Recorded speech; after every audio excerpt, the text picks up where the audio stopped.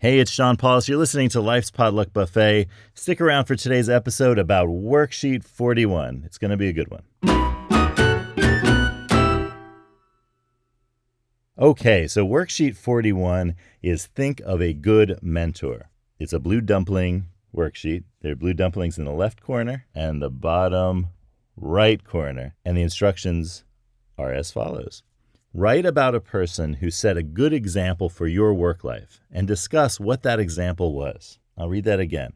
Write about a person who set a good example for your work life and discuss what that example was. Did someone come to mind? I thought of somebody. I thought of somebody from a long time ago that I really only briefly worked with. That happens sometimes. A small encounter is a big thing for you.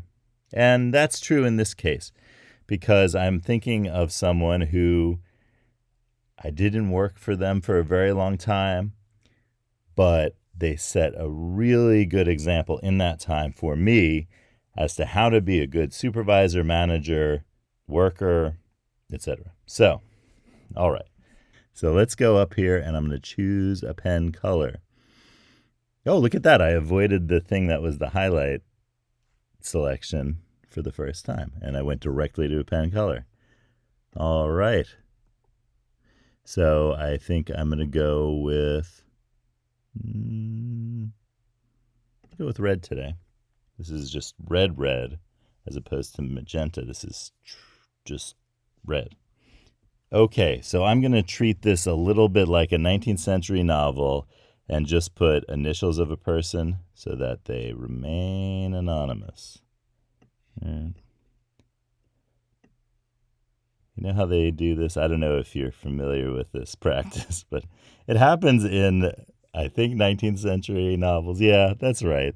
Where it'll have the like first and last initials of a name and then just lines as if to anonymize the situation. So I'm going to put the initials of the person I was thinking of. Okay. And what was the first thing that was a good example set by this person? Okay. The first thing was that they were exceedingly kind. Okay.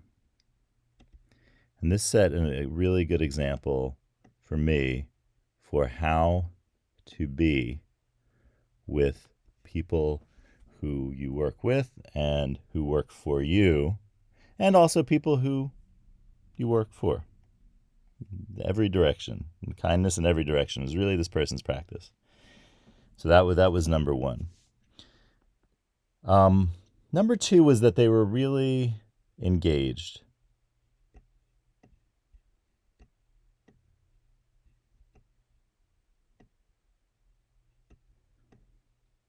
And by that, I mean they asked about things. They weren't kind of absentee. You know how when a person is kind of there but not there? This person was there, but definitely there in a just the right way. There's also being there too much. And this, we've talked about it before.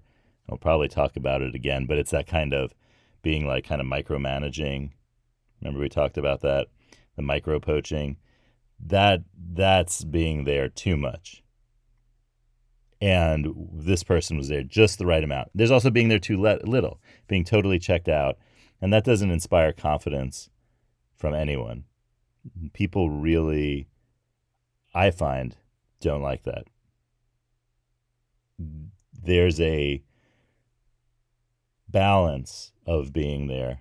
There's a kind of like sweet spot where you're there enough so that you're engaged, and I think that's the word I'm going to use for this, but you're not there so much that you're micro poaching other people's work, and you're not there so little that people are like, does this person even care that I work for them? You know, there's that. That's also a problem. So there's a kind of mean here, MEAN, as in average, center, moderate kind of thing, not mean as in bad mean? Okay. So kind, engaged. Notice how these are ways of treating people.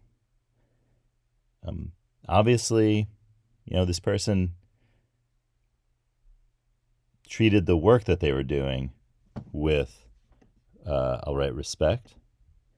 And this is they regarded the work that they were doing as important and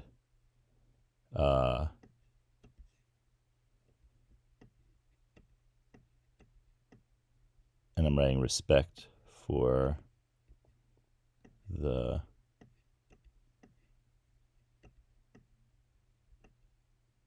work. They took that, what they did, seriously, which is more of a credit to them, because sometimes people hide behind respect for the work to treat others badly, right? And this is something that can be done while treating others well. So that's something to keep an eye out for, is having respect for the work, but not letting that respect for the work turn into disrespect for others. And if you think about situations where that has happened, I think you'll probably call to mind some of them, where the work becomes more important than the people who you're working with, and that leads to bad things always. Whenever you put content or ideas over people, the result is bad. So the nice thing about this is the person had respect for the work that they were doing, thought it was important, cared about the work that they were doing. Let me change respect. You know what? I'm going to change respect to care. I'm going to say care for the work, because they cared about the work they were doing, but they cared about people more. And I saw that clearly. And I think, in a sense, and I'm going to write that down, care for the work, and this is actually, I think, since this is the third thing. Whoa, guess what? I just was writing script. Oh no, now I'm going to erase the whole thing. Okay. All right, I just erased the script written part.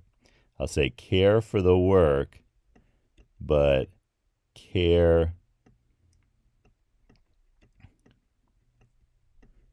for the people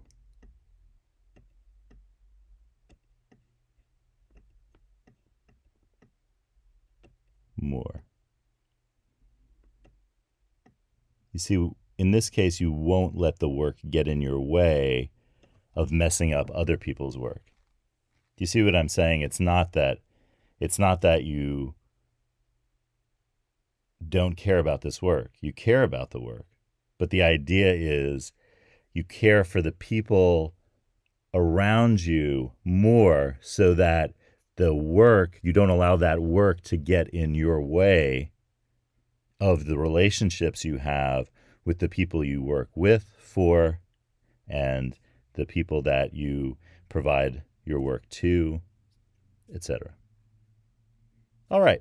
Well, I'm going to stop there. I think this is a really nice ending for Worksheet 41. If you enjoyed this episode, please subscribe if you haven't already. If you have, thank you very much. I really appreciate it. It means a lot to me. And head to lifespotluck.com/worksheets to download Worksheet 41 and all of the other worksheets we've talked about on the Life's Potluck Buffet podcast. I hope you have a great day, and I'll see you next time.